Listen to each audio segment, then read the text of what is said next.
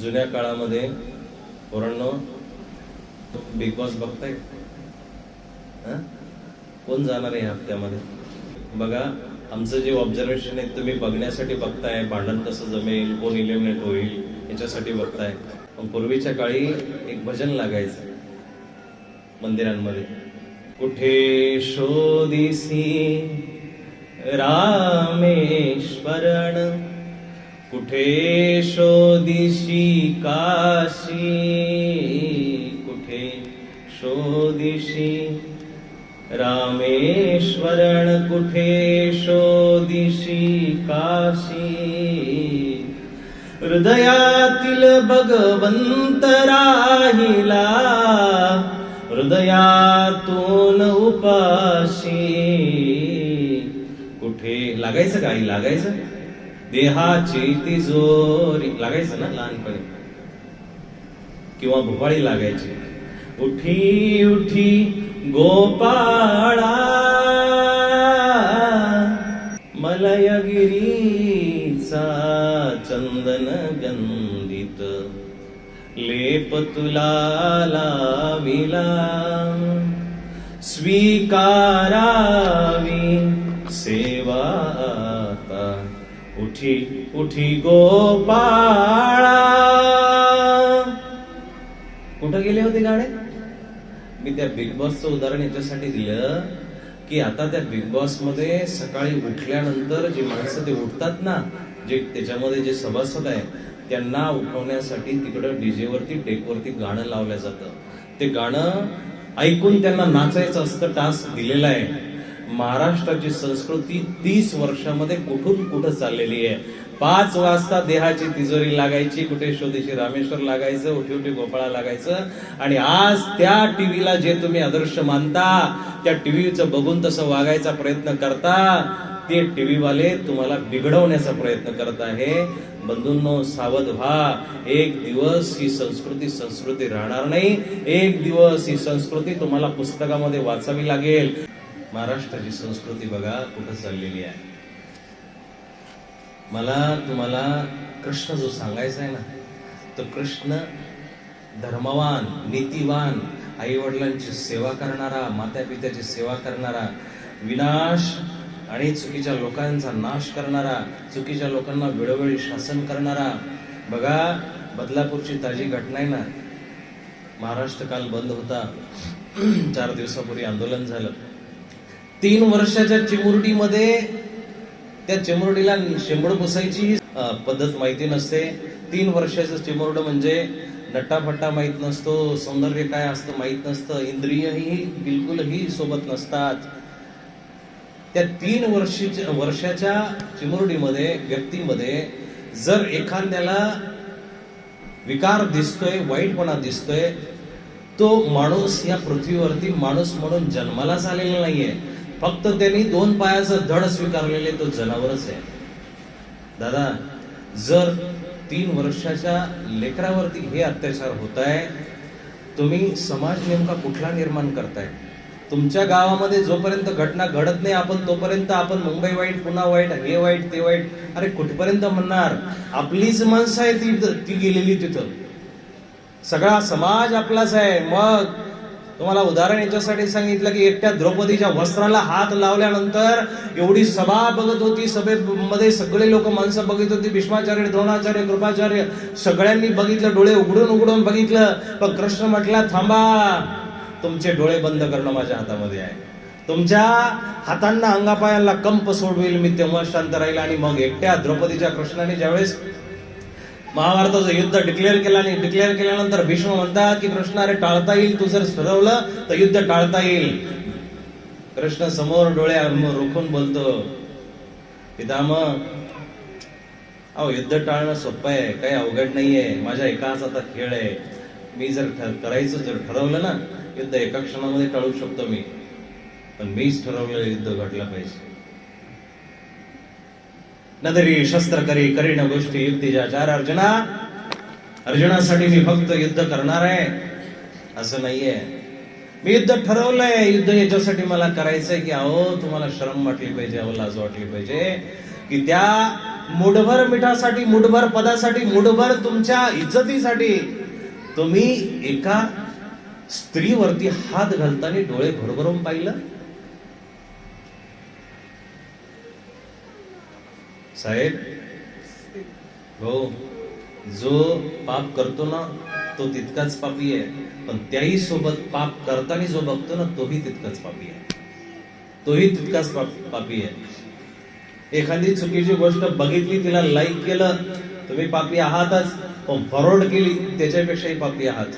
म्हणून ऍडमिनवरती गुन्हा दाखल होतो. बरोबर आहे ना? कशामुळं? फॉरवर्ड. हे जे सवय लागली ना अंगठ्याची, अहो पूर्वीची लोक चांगली होती, अंगठ्यावरती त्यांचं पूर्ण साम्राज्य असायचं. तुम्ही चांगले आहात, तुमचं साम्राज्य फक्त 4 इंचाच्या 5 इंचाच्या अंगठ्यावरती ठरवून घेतलंय तुम्ही. त्या 5-6 इंचाच्या मोबाईलमध्ये खूप मोठी ताकद आहे. ती ताकद तुम्ही ओळखा. आज जेवढे स्टार्टअप चालू होत आहेत, तरुण मंडळीकडे लक्ष द्या. मोबाईल मध्ये इतकं साम्राज्य आलेलं आहे, इतकी ताकद आलेली की अवघ्या जगाचं साम्राज्य त्याच्यामध्ये सामावलं गेलंय. जेवढे पण स्टार्टअप स्टार्ट होत आहे मोबाईलवरतून होत आहे. ओला उबेरचं साधं ऑफिस सुद्धा नाहीये दादा कुठंच. त्या कंपन्यांचं नुसतं ऍप आहे. टेक्नॉलॉजी सोबत वाहत राहिलं पाहिजे. जुनी अँबॅसेडरची गाडी परत आलीच नाही ना. जुनं रोलेक्सचं जे घड्याळ होतं ते आता आलंच नाही, राहिलंच नाही. रोनाल्डो काय जे घड्याळ होतं ते. कंपन्या बदलत गेल्या. आमच्या लहानपणी, माझं जास्त काही वय नाही, पण 2005 साली 2005 साली नोकियाचे मोबाईल सर्वश्रेष्ठ होते. अपडेट होता आलं नाही, बदलता आलं नाही. आता बाजारातून एक्झिट झाली. जगातून एक्झिट होण्यापूर्वी तुम्ही स्वतःला बदलून घ्या. जगातून एक्झिट होण्यापर्यंत जर तुम्ही बदलले, तुम्ही बाह्य संसारासोबत बदलले तर तुमचा नाश आहे. काय? संसारासोबत जर बदलाल, संसारासोबत जर तुम्ही परिवर्तन होत असाल तर तुमचा नाश नक्की आहे. अहो ट्रेंड आज आला उद्या बदलणार आहे ना. काल जो ट्रेडिंगला व्हिडिओ होता, कपडे होते, वस्तू होती, मोबाईल होता, तो आज बदलला. त्याची जागा दुसरी आहे. परिवर्तन आहे, कंटिन्यू चेंज आहे. परिवर्तन चक्र म्हटले गेलेले याला. हे चक्र बदलत राहणार. पण एकमेव सुदर्शन चक्राच्या जर पायथ्याला तुम्ही गेले, त्याच्या चरणाचा आश्रय घेतला तर जग सारं बदलून जाईल, पण तुमचं जीवन सुंदर राहणार. सारं जग बदलेल, पण तुमच्या जीवनातली सुख बदलणार नाही. तुमच्या जीवनातली दशा चांगलीच राहील. तुमचं जीवन इतकं बदलून जाईल, इतकं बदलून जाईल की कृष्णाला सुद्धा तुमच्या हृदयामध्ये यावं लागेल. सूरदास रसखान फिरतायत फिरतायत फिरतायत, पायाला फोड आहेत. एका रसखानामध्ये तास गेला दादा. भक्तीची मधुरता इतकी आहे ना. मला तुम्ही आता 1 वाजेपर्यंत बसून ठेवा. तुम्ही जर बसले तर मी असाच बसून राहील, असाच. रसखान फिरतोय आणि फिरता फिरता गंमत अशी झाली, पायाचे फोड आता फिरू देणार. पायाच्या जखमा रसखानाला आता हृदयाला व्हायला लागल्या. हृदय पिळवटून निघायला लागलं त्या माणसाचं. मुस्लिम समाजाचा माणूस. अरे का बाबा बाबा का इतका उशीर करतोय? असेल तू 5000 वर्षापूर्वी होऊन गेला, पण माझा भाव तर नवीन आहे ना. माझा भाव तर ताजा आहे ना. माझा भाव तर आता जन्माला आलाय. आता जर माझा भाव जन्माला आला तर तुलाही माझ्यासमोर यावं लागेल रे कृष्णा. टाहो फोडला सूरदासा रसखानाने, आणि तो टाहो ऐकून वृंदावनाच्या कणाकणामध्ये कृष्ण जागृत झाला दादा. आणि अचानकपणे 2-4 लेकरं समोरून येत आहेत. रसखानाच्या डोळ्यातलं पाणी कंटिन्यू वाहत आहे, सतत वाहत आहे. रसखान रडतोय, जोरात हंबरडे फोडतोय. गाव अख्खं गोळा व्हायला लागलं. अख्खं गाव गोळा होतंय आणि गावाने बघायला सुरुवात केली की हा कुणीकडून आलेला माणूस आहे आणि अचानकपणे रडतोय. 2-4 लोक सांत्वन काढण्यासाठी जवळ आली. जवळ आल्यानंतर त्याच्या खांद्यावरती हात ठेवला. कुणी त्याचे डोळे पुसायला लागले. हात झडकारला आणि सांगितलं, रसखानाने सांगितलं की बाबांनो, तुमच्या हातांची मला सवय नाहीये. तुमचे हात मला नको आहेत. जगसे आंखें बंद करीन तो रसखानाने दर्शके. रडता रडता रसखानाची डोळे थांबली. पाणी सुंकून गेलं. सुकल्यानंतर आता डोळे बंद केले रसखानाने आणि आतलं चित्र त्याच्या डोळ्यासमोर उभं राहायला लागलं. ज्या त्या हजामत करायला गेलेल्या न्हाव्याच्या दुकानामध्ये त्याने ते चित्र पाहिलं होतं. अनवाणी कृष्ण तिथं उभा होता आणि तो कृष्ण त्याच्या डोळ्यासमोर उभा राहिला. आणि उभा राहिल्यानंतर आता तो धावा करायला लागला. कृष्णा का रे बाबा इतका उशीर? नकोस लवू, उशीर लागला तर माझा कदाचित प्राण निघून जाईल. आणि झालं असं दादा. अचानकपणे मृदू, कोमल, लवचिक, मुलायम असे एखाद्या लहान लेकराचे हात लागावे, कापसासारखे हात लागावे असे रसखानाच्या डोळ्याला हात लागले आणि दोन हाताने ते हात त्या रसखानाचे अश्रू पुसायला लागले.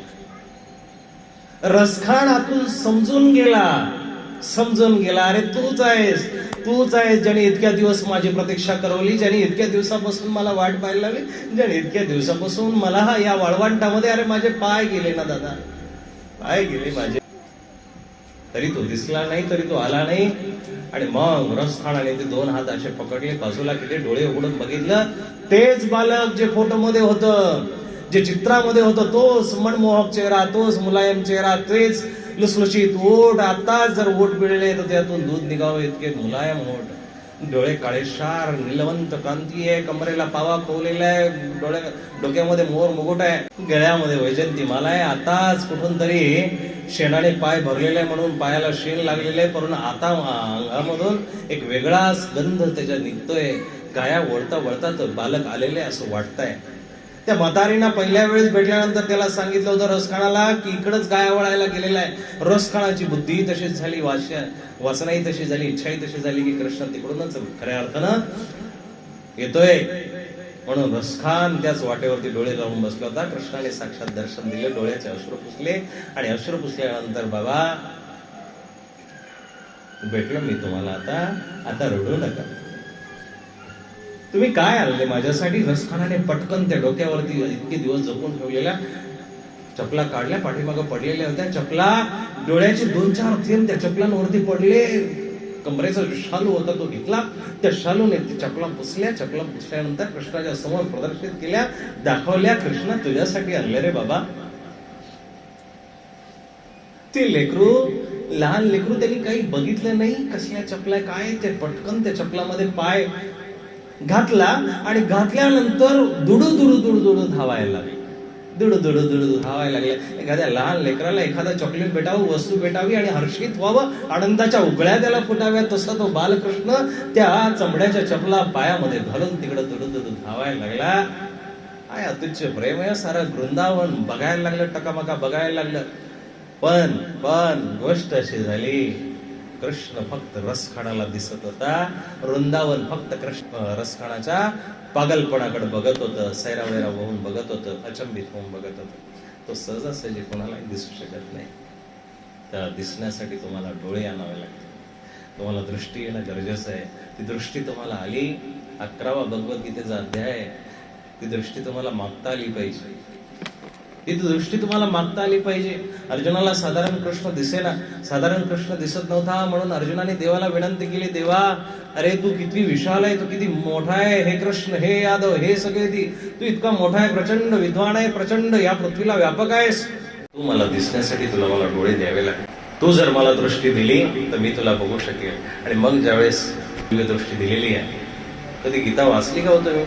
ती गीता तुम्हाला कळणं गरजेचं आहे ना. मी तुम्हाला किती गीतेतले श्लोक सांगितले, अर्थ सांगितले, पण जर तुमच्याकडे ती गीता वाचण्याची बुद्धी नसेल, आपल्याला दुसरं काहीतरी वाचावं वाटतं, नसेल वाचायचं तर आपण मोबाईल घेऊन मालिका बघत बसतो. आजकाल धर्मही खूप सोपा केलाय.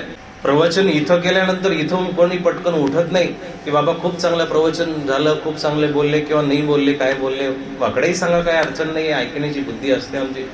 पण मोबाईलवरती प्रवचन ऐकल्यानंतर तिथं भेटतात, बाबा तुम्हाला आम्ही मोबाईलवरती ऐकलं, तिथंच चांगलं भेटतं. ते लोकांना चांगलं वाटतं, कारण ते सोपंही ना हो. त्याला दंडवत घालून बसावं लागत नाही, त्याला शरीराला मांडी घालून बसावं लागत नाही, त्याला काही टेन्शन नाहीये. त्याला मस्तपैकी चपात्या लाटता तिथंही मोबाईल लावून दिला, भांडे घासता मोबाईल लावून दिला, ऐकताय मस्तपैकी, पोरगा खेळता लावून दिला, ऐकता येतं, इकडे गाडी चालवता लावून दिला. आपल्याला धर्म सोप्या पद्धतीनं करायला आवडतो दादा, पण सोप्या पद्धतीचा देव धर्म स्वीकारत नाही. सोप्या पद्धतीनं देव धर्म स्वीकारत थोडंच. देवाला पूर्ण इतक्या वाकड्या पद्धतीनं देव स्वीकार करत असतो. तो सहजासहजी पावणारा नाहीये. त्याचं नावच इतकं तिरप तारप आहे, तेव्हा तो भक्ती सुद्धा तिरपे सरळ स्वीकारेल का? भोळा भाव नाही स्वीकारित तो. भोळे भाव तुम्ही तिकडे अर्पण करत झाला, सोमवार मंगळवार बुधवार काय असतील ते. इकडं तुम्हाला पूर्ण ठोकून ठाकूनच. साधन नाहीये दादा. ढेकळाची कुठं मूर्ती होते का हो? त्याला संगमरवरी पाषाण लागतं, त्याला कडक काळा शार काळा भिन्न काळू भिन्न पाषाण लागत असत. ढेकळाची मूर्ती होत नाही ना. होती माय. तुम्ही सगळे उपदेशी आहे सगळे. दादा उपदेश घ्या. जीवनात गुरु करणं खूप महत्वाचं आहे. जुनी मंडळी साधी होती, भोळी होती, त्यांना देव भेटून गेला. तुम्हाला देव काय भावही भेटणार नाही जगाच्या पाठीवरती. आणि आईबाप सुद्धा, कडू वाक्य सांगतो, इथून पुढचे आईबाप पूर्वीच्या आईबापापेक्षा स्वार्थी होणार आहेत. त्यावेळेस तुम्ही जर कमावलं नाही ना घरामध्ये, मगाशी मी सांगत होतो 20-25 वर्षाचं पोरग जर कमावत नसेल तर आई भाकर वाढतानाही टोमणा देते, हात धुतानाही टोमणा देते, उठल्यानंतरही टोमणा देते, तुमचं लेकरू झाल्यावरती टोमणा देते, अरे पोरग झालं, बायको आल्यानंतर तिच्यासमोरही टोमणा देते. तिला तुम्ही जे काही गप्पा मारलेले असतात लग्नाच्या अगोदर ते सगळे टोमण्याच्या द्वारे बाहेर पडतात. आणि मग तुमची 6 महिन्यामध्ये आहोची इज्जत इकडे ये तिकडे जा याच्यावरती सुरू होत जाते. तुमची इज्जत 1 मिनिटामध्ये उतरायची असेल तर तुम्ही आहात तसं बघा. पण जगाने तुम्हाला सॅल्यूट ठोकावा असं जर वाटत असेल तर काहीतरी कर्तृत्ववान व्हा. कारण गीता ही कर्म करणाऱ्यांची प्रेरणादायी विद्या आहे. गीता ही जीवन विद्या आहे. जो जो कर्म करेल त्याच्या पाठीमागं गीता आणि गीतेचा महापुरुष भगवान गोपाल कृष्ण सदैव उभा असतो. पण जो कर्म करत नाही तो दुर्योधनासारखा आहे आणि तो त्याचा नायनाट ठरलेला आहे. तो दुर्योधन आहे, त्याचा नायनाट ठरलेला आहे. 3 प्रकाराने माणसं झाली पाहिजे. जर वाईट असाल तर तुम्ही दुर्योधन आहात, माणूस असाल तर तुम्ही अर्जुन आहात, आणि माणसाच्या जर वरती उठलेले असाल तर तुम्ही श्रीकृष्ण पदाला पोहोचणारे श्रीकृष्ण आहात. तुम्हाला काय व्हायचंय तुमच्यावरती आधारित आहे. तुम्हाला ही जीवनविद्या समजून घ्यावी लागेल. कृष्णाकडे अर्जुनाने दृष्टी मागितली, ददामी ते दिव्य चक्षुत देवा, तुला मला द्यावं लागेल. मागितलं पाहिजे. संतांनी जे मागितले ते सर्वश्रेष्ठ मागितले. तुमच्या आमच्या सारखं फाटकी गाडी तुटकं घोडं मागितलं नाही त्यांनी. आपण सेकंड हँड घेतल्यानंतर त्याच्यावरती पाटील दादा भाऊ साहेब अमकं तमके नाव ठेवतो, दरारा आपला धूळ आपला अमकं तमकं दुराळान काय काय नाव टाकतो. ते त्या नावामध्ये आयुष्य घालू नका दादा. एकदा का जेवानी गेली ना, जीवनातलं वाक्य आहे का, जीवन क्षणाने वजा होत चाललंय. जे 4-4, 10-10 केक कापणारी मंडळी जर कुणी असेल तर ऐका, क्षणाक्षणाने वजा होत चाललंय. हे आज नाटकं चांगली वाटतील, हे आज आपली फुशारकी चांगली वाटेल, चौकामध्ये बॅनरमध्ये फोटो चांगला वाटेल, पण जेव्हा लेकरं झाल्यानंतर 6 महिन्याने पप्पा म्हणताना त्याला लाज वाटेल ना त्या पोराला, किंवा त्याच्यासाठी जर तुम्ही काही आणणार नसाल ना घरी, तो बाप बीप म्हणायला काही तयार नाही तुम्हाला. त्याला तुम्हाला वारंवार सांगावं लागेल, अरे मी बाप आहे तुझा, अरे मी बाप आहे तुझा, असं बोलू नको. हे कोणाला सांगावं लागतं? ज्याचं स्वतःचं काही कर्तृत्व नसेल. पण कर्तृत्ववान बापाला, अनंत अंबानीला, मुकेश अंबानीला म्हणावं लागतं का वारंवार, मैं थारा पप्पा, मैं थारा पप्पा? नाही, असं नाही म्हणायला लागतं, असं नाही म्हणावं लागत. ते समजतो. तोच अनंत अंबानीच वारंवार म्हणतो, पप्पा तुम्ही माझे बाप आहात, तुम्ही माझे बाप आहात. तो पायाला हात लावतो. त्यालाही माहिती ना 12.5 एवढं किती करोडचं साम्राज्य ते. जीवनाला आहे ना सिरियस घेत नाही. बघा, कृष्ण 12व्या वर्षी त्या कंसाला चॅलेंज देतो, मामा फाडून टाकील. कृष्णाचं जे चॅलेंज आहे ते हलकं-फुलकं चॅलेंज आहे. नीट कृष्णाला जर तुम्ही लक्षात घेतलं, कृष्ण भक्ती जर तुमच्या लक्षात आली ना, कृष्ण हलकं-फुलकं जीवन जगतो. ते हलकं-फुलकं जीवन बाकी अवतारांना जमलं नाही ना दादा, जमलंच नाही. बाकी अवतारांना जमलंच नाहीये. जी एक बाकी अवतार म्हणून बाकी देवी देवतांची तुम्ही जरा परीक्षण करा, बाकी अवतारांना कुणालाही जमलं नाही. सगळ्यांच्या हातामध्ये काही ना काहीतरी शस्त्र आहे. काय शस्त्र आहे? पटापट सांगा. शंकराच्या हातामध्ये काय काय? रामाच्या हातामध्ये, विष्णूच्या हातामध्ये चक्र, ब्रह्माच्या हातामध्ये नाही माहिती, गणपतीच्या हातामध्ये, सरस्वतीच्या हातामध्ये गिटार. काय शिकवायचे? कमाल झाली. आपण त्यांना तसंच शिकवलंय. इंग्रजी विद्या बघा, ए म्हणजे ऍपल पासून सुरू होते, झेड म्हणजे झेब्रापर्यंत जाते. खाण्यापासून सुरू झालेली विद्या जनावरापर्यंत गेली. पण मराठी किंवा आपली जी मातृभाषा आहे ती अ पासून म्हणजे आईपासून सुरू होते आणि ज्ञ म्हणजे ज्ञानीपर्यंत, ज्ञानेश्वरापर्यंत पोहोचते, ज्ञानी होण्यापर्यंत पोहोचते. हे आपल्या भाषेचं कौतुक आणि मोठेपण आहे दादा.